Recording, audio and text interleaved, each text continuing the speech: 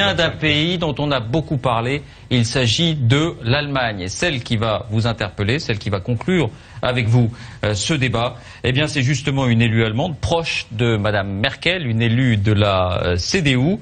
Bonsoir Inge Grassle, merci d'être avec nous. Vous êtes députée européenne. Vous avez entendu nos trois invités, vous avez entendu cette conversation, ces débats, quelles remarques ou quelles questions souhaitez-vous leur poser? Oui. D'abord, je vous rejoins de Berlin et le socialisme ici a fait faillite il y a 25 ans. Et ça a fait faillite par surendettement. Ce qui m'intéresse, c'est comment la France, comment comptez-vous baisser la dette de la France et quelle est la fiabilité de la France? Vous savez, la France a eu un sursis. On attend urgemment les mesures pour se rallier à ce qu'on a décidé tous ensemble, c'est-à-dire dans la zone euro. On a besoin de la France, on a besoin d'une France forte, mais on a besoin aussi d'une France qui tient parole. Madame, et ce dont tout le monde est très préoccupé, parce que les petits pays, hein, le Portugal, la Lettonie, l'Irlande, ils ont tous fait les réformes nécessaires. Ils se sont pas éclipsés des réformes difficiles. La classe politique a tenu ensemble, ils ont réagi. Mais chez vous, on s'occupe plus des rêves socialistes pour ne rien faire.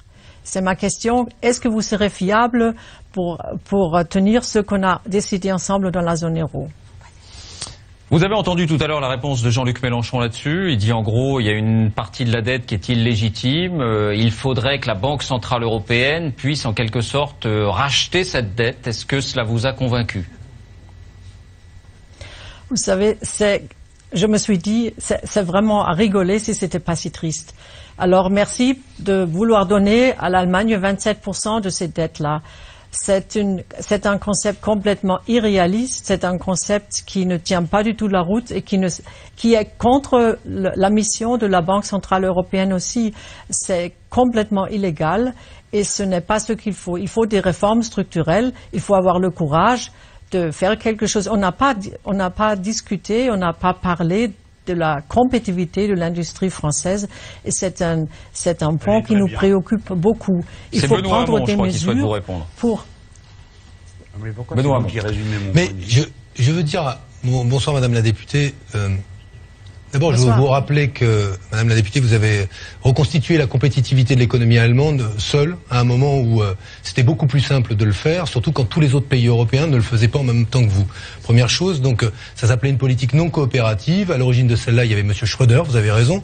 Mais depuis que Monsieur Schröder a fait cette politique-là, effectivement, on n'a plus jamais vu un socialiste gagner une élection en Allemagne. C'est pour ça qu'on n'a pas forcément envie de faire la même politique que Monsieur Schröder pour ce qui concerne, en tout cas pour ce qui me concerne. Deuxième chose, je voudrais juste, Madame la députée, vous dire, et après je voulais, que il faut imaginer comment un Français, quand vous lui dites comme ça à la télévision, votre pays n'est pas fiable, on vous a déjà accordé un sursis, ça ne pourra pas tenir, de quelle manière il peut recevoir cela? Vous savez, nous sommes un peuple attaché à sa souveraineté, et pas simplement dans des domaines subalternes, mais aussi dans le domaine économique. Et la souveraineté, c'est la démocratie, le fait de pouvoir délibérer. Or, tout ce que vous venez de dire, c'est de dire, tout ceci n'est pas possible, on n'a pas le choix, il faut faire comme cela parce que les traités l'indiquent. Eh bien, aujourd'hui, je veux vous dire que ce discours-là, hélas, et je vous crois sincère dans vos recommandations et vos conseils, ce discours-là conduira à ce que, en Europe, monte le sentiment anti-européen, grandisse et prospère toutes celles et ceux qui n'attendent qu'une chose, c'est justement d'abattre le projet européen. Alors, il est des moments où il faut savoir regarder pragmatiquement que cette politique est en échec. Pas à ce qu'on a décidé ensemble. En Allemagne, c'est la même chose, parce que la France ne délivre pas, parce que la France ne fait pas ce qu'on a promis ensemble, parce que c'est sur cette base-là qu'on a pris 27% à la Banque Centrale Européenne. C'est pour ça que, comme on est tous dans la même situation, il faut vraiment être fiable. C'est ce que tout le monde demande, et c'est ce que l'Europe demande de la France, et c'est ce que doivent faire les autres pays. C'est sur cette base-là qu'on a réagi. Ce que dit Madame Jean-Luc Mélenchon, c'est malheureusement pas si simple que ça qu'on a le grand choix de le faire ou de ne pas le faire. Alors là, sur ce point, elle a raison. La France a signé des traités, personnellement je l'ai désapprouvé, j'ai voté contre lorsque j'étais élu national, et ceux qui sont sur ce plateau ont également voté contre. Donc vous pouvez comprendre qu'au moment où on nous rappelle qu'il faut les appliquer, nous souffrons. ce qu'a dit Benoît Hamon est parfaitement juste. Nous parler sur ce ton n'est pas la meilleure manière de faire avancer les choses. Mais surtout, c'est ne pas comprendre l'intérêt de l'Allemagne.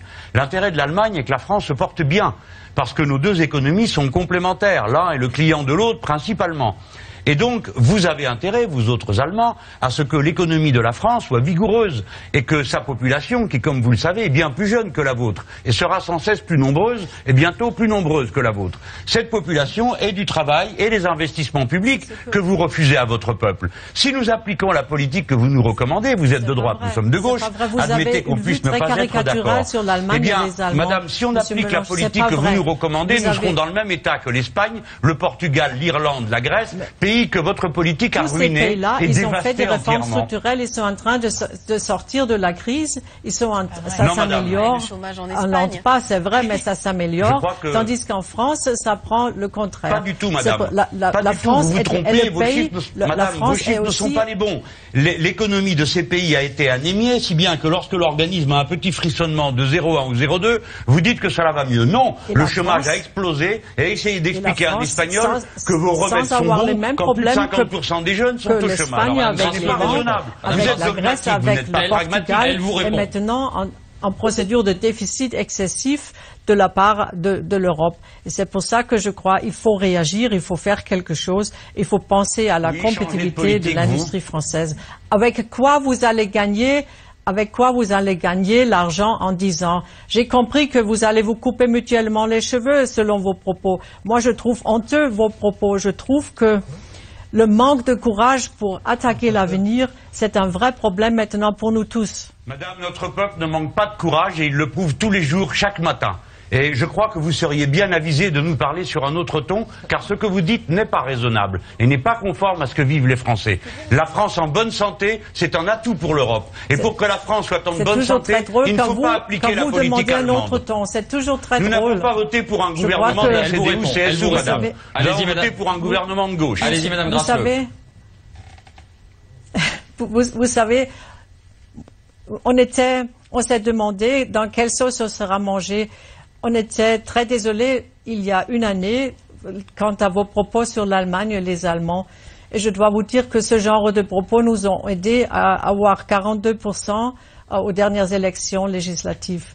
Vous avez eu 11%, juste pour comparer.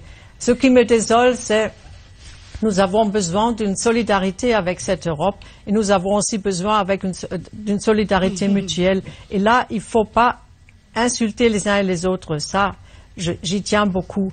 Et j'y tiens aussi beaucoup qu'il faut il faut avoir de la compréhension pour les difficultés. L'Europe a montré qu'ils ont de la compréhension pour les difficultés françaises. Nous, on voit que c'est difficile, mais on vous encourage aussi de faire quelque chose. C'est pour ça que moi, je suis tout à fait prête à être solidaire avec ce gouvernement en place, mais il faut qu'il y ait des résultats, parce que nous tous, on dépend de ces résultats. La France est un grand pays. L'Allemagne et la France, pour les relations franco-allemandes, ont besoin d'une forte France. Et on est prête, on attend. C'est pour ça qu'on est très préoccupés, parce que les rêves d'antan servent à rien. Et Monsieur Mélenchon, vous êtes un rêveur d'antan.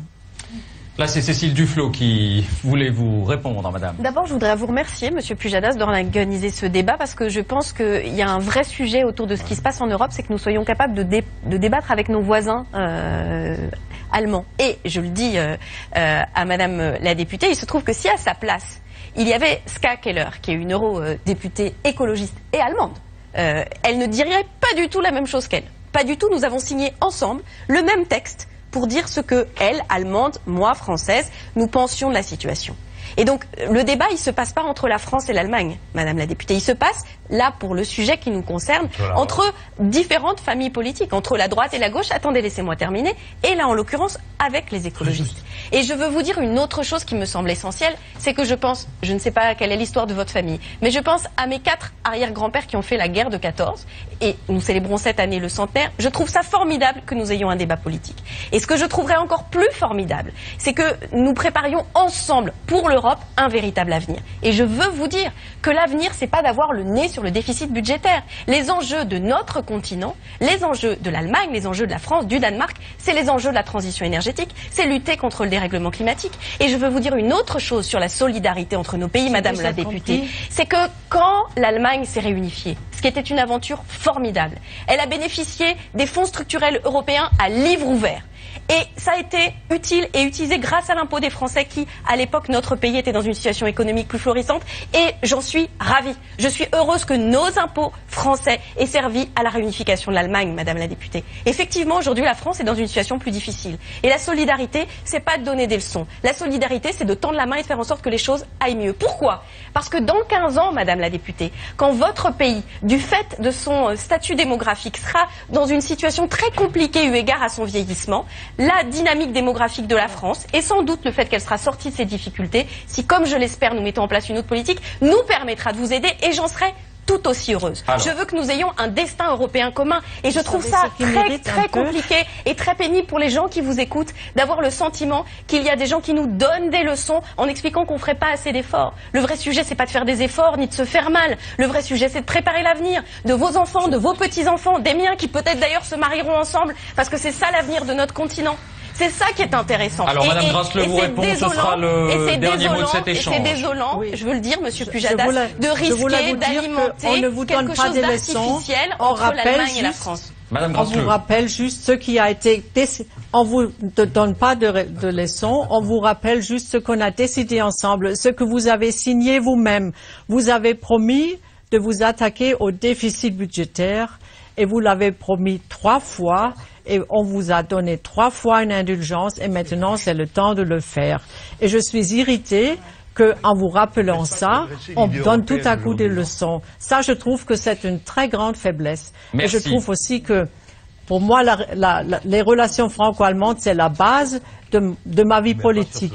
Mais je vois aussi que ce sera très difficile. Je vois aussi que ce sera très difficile de nous imposer. Merci, Madame Grasle.